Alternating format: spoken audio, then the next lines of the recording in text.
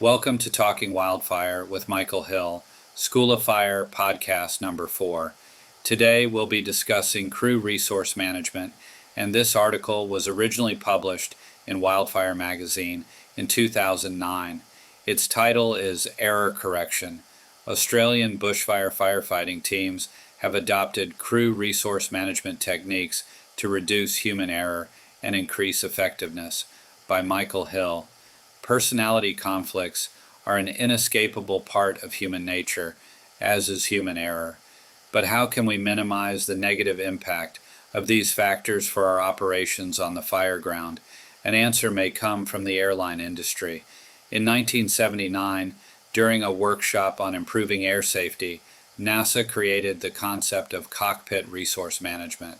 The core principle of CRM is that many aviation accidents are caused by human error, such as failures in interpersonal communication, leadership, and decision-making inside the cockpit. In the 1980s, United Airlines improved and defined the CRM model in greater depth when it spearheaded the concept's use in the airline industry to improve safety. As CRM continued to evolve, the entire crew, from dispatchers to maintenance workers to operations staff, became involved, and the concept soon was renamed Crew Resource Management.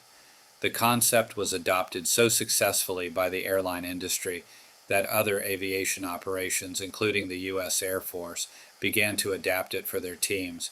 CRM excels where there is a chance of increased danger due to poor communication, personality differences, human performance limitations, and a lack of situational awareness. As its use spread, CRM soon was seen as valuable for any high-risk team environment, such as law enforcement, surgical procedures, and firefighting. Mark Eagleson from RHO Aviation Training Services says CRM should be designed to meet specific organizational needs to be of maximum benefit. It's important to note that CRM is not actually concerned with the skills necessary for flying, but instead with the cognitive and interpersonal skills needed to manage the flight as it takes place. This skill base is broken down into gaining and maintaining situational awareness for making decisions and solving problems. CRM creates organizational cultures and climates where it is possible to respectfully question authority with the purpose of greatly increasing a team's situational awareness. Todd Bishop of the Error Prevention Institute offers a 5-step process that covers the CRM inquiry and advocacy process. Get attention by addressing the individual. State personal concern by describing what one sees in a direct manner while owning emotions about it. State the problem as seen. State a solution. Obtain agreement or buy-in. CRM on the ground. In Australian bushfire firefighting, the CRM model has been implemented to improve coordination and open communication between teams in an effort to reduce the incidence of human error. The CRM concept was introduced into Australian firefighting culture at the crew leader level, and it now forms part of the basic foundations for any Australian firefighting team. CRM teaches Australian crew leaders that in conversations where feedback needs to be provided, it can be direct, without emotions such as aggression or condescension coming into play. CRM principles focus on fostering good teamwork and developing interpersonal skills to optimize the use of crew resources. For effective CRM to happen, however, many skills need to be combined: listening, open questioning, and summarizing, as well as becoming aware of the impact of the pace, volume, and pitch of speech. Australian fire managers are taught these soft skills along with Bishop's framework during the CRM training program. CRM is important beyond the manager level. The Australian catch cry is a fair go all around, so it follows naturally that when complex and important decisions need to be made, the right proportion of group participation is believed to improve the quality of the leader's ultimate decision. CRM in Australian firefighting is broken down into three categories: avoiding errors, detecting and trapping errors, and reducing the impact of errors.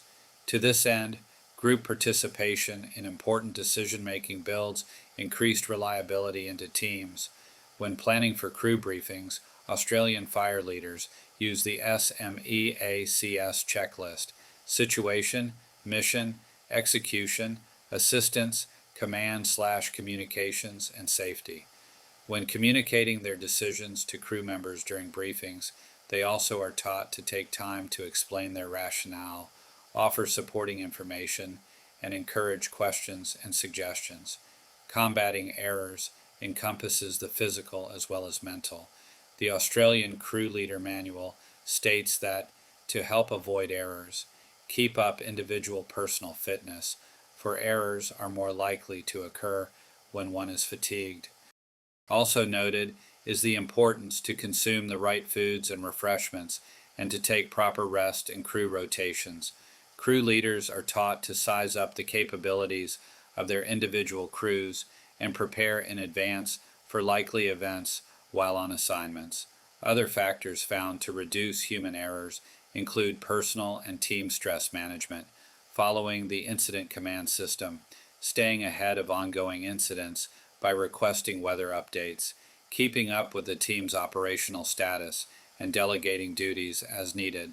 The next level, some errors will always slip by, so it is important to detect and trap them before they become bigger problems.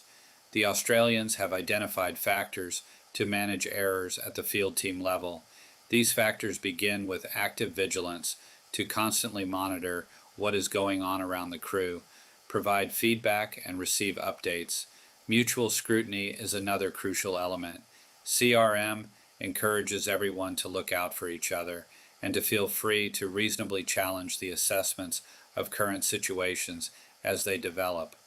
Respectful interaction is necessary to help reduce human error so that when disagreements do arise, what is right, not who is right, will be accepted and followed. It is important to maintain crew motivation levels, keep up their morale, and swiftly eliminate dissent among crew members. Australian leaders are taught the importance of acting promptly when faced with dissent and uncertainty in order to immediately resolve the situation instead of allowing it to linger. Because CRM training acknowledges that errors will occur, actions should be identified to help reduce the impact of those errors. Crew managers must first start safe, always have an out, and communicate clearly. In addition, crew managers need to set team limits, establish trigger points, and practice emergency procedures. Appropriate personal protective equipment for the task must be readily available, and routine debriefings, after action reviews, must be implemented. AARs should be used as opportunities for learning, not as platforms for individual criticism. Although CRM has been adopted into Australian firefighting to reduce the probability of human error, it has its own inherent weaknesses, just like all concepts and models. Just because a team's relationships are harmonious and its members communicate openly and freely doesn't mean that they or the environment in which they operate are any safer.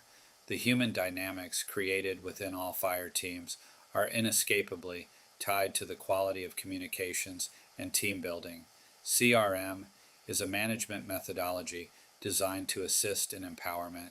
For the greatest benefit, however, CRM must be combined with situational awareness. Success or failure on the fire ground always has been built on the smallest of building blocks. No matter what, CRM depends on the whole team and its leader having sound technical skills and knowledge. Without either, no amount of CRM will be of benefit. If you have gotten anything out of today's School of Fire podcast, please share this with a friend or work colleague and leave a comment below. Be safe out there. We're doing this for all of you. If you like what we're doing, please give us a thumbs up, hit the subscribe button, and leave a comment below. See you next time.